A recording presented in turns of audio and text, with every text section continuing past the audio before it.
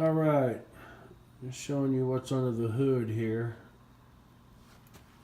So I ended up buying this gear reduction that you mount two 540 size motors on, and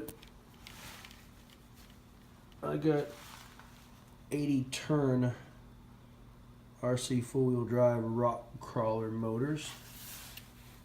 This is the gear reduction here, 3-to-1. What do you think of my 16 channel receiver? Pretty small, huh? That little chip right there, that is actually the receiver, and then the rest of it is the S-Bus decoder with the 16 channel outputs. So yeah, I've had to do a bunch of cutting, a bunch more cutting than the guy I bought it from had already done on this cab mount number 1 to get that gear reduction in there. So it's getting kind of crazy. I actually had to cut out 2 of the screw holes. So now I've only got 2 screw holes at the back. So obviously this kind of moves a little bit. So I have other plans. I'm not even going to end up using the screws when I get done, if all goes well. This is just going to be a guide to guide the cab where it needs to be. It really isn't going to be screwed to it or holding it. So hopefully that plan will go well. I haven't really shown the underneath of this, but this is the all metal Lasue axles and drive line. That's my 3-speed shift servo for the stock Tamiya transmission. The guy that started this build put an output shaft coming out the front of the stock transmission, which I think is pretty genius. And then another Lasue real looking drive shaft into, this is actually for a twin steer. You can see the output shaft on the front of the front drive axle. So that would have been the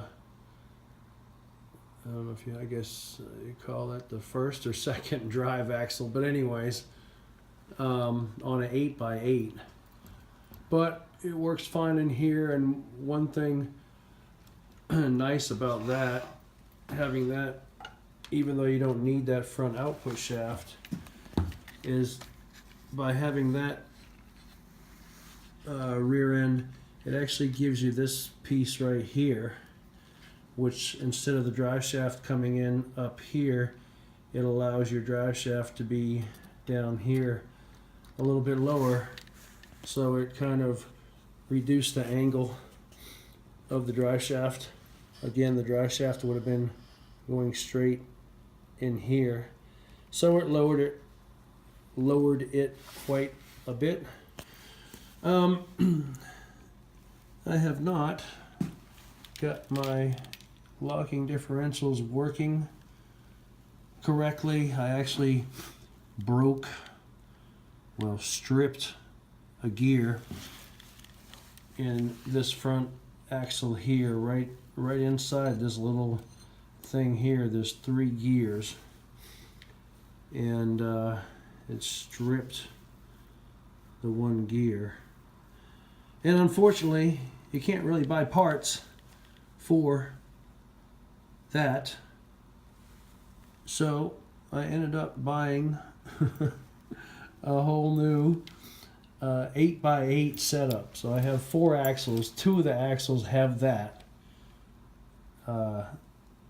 Again, this is from an 8x8.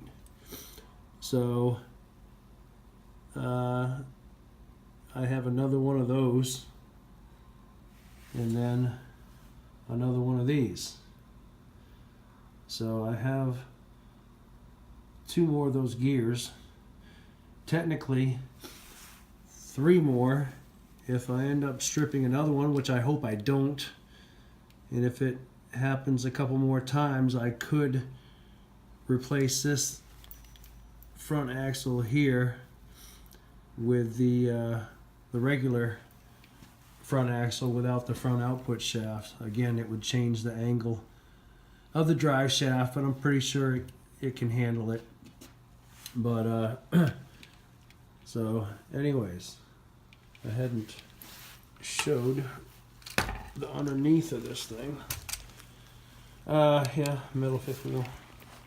That part right there is like $65 on eBay. Just that one piece. These are actually metal fenders. Originally when I got it, I guess I never even touched them. I just thought they were the plastic ones. But they are metal. So that's how it's coming along. Oh, you might notice I have this speed controller. It's just a single speed controller. I was going to put a dual, but the one I have I couldn't make work. So I'm using a single speed controller, and I just kind of have jumper wires, whatever, hooking the 2 motors together. And it has no issue. It runs both motors fine. So until something goes wrong, I don't see why that won't work. But originally I had planned on having the the 2 outputs for 2 motors, like for a dual motor crawler, but I just couldn't get it to work. So anyways, longer video than expected, but that's my Peterbilts.